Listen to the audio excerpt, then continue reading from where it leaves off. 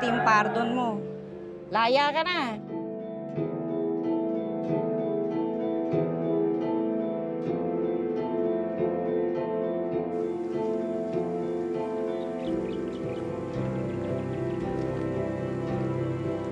Nay?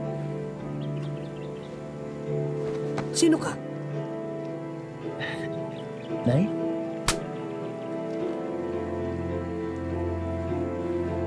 Nay, si Isakto. Yung anak mo. Layuan mo ko. Papatayin mo ko, ano?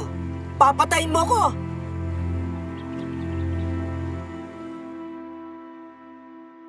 Ang sabi ng doktor, Alzheimer's daw.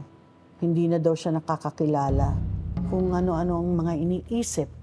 Madalas ay kung ano yung nangyari nung nakaraan. Kung ano-ano din ang mga sinasabi. Minsan nga sabi ng ibang tao, nawawala na siya sa katinuan niya. Nay! Nay! Nay! Nay, umuwi na po tayo. Baka mapano pa kayo. Huwag ninyo akong hawakan! Layuan ninyo ako! Layuan ninyo ako! Nay! Papatayin ninyo ako, no?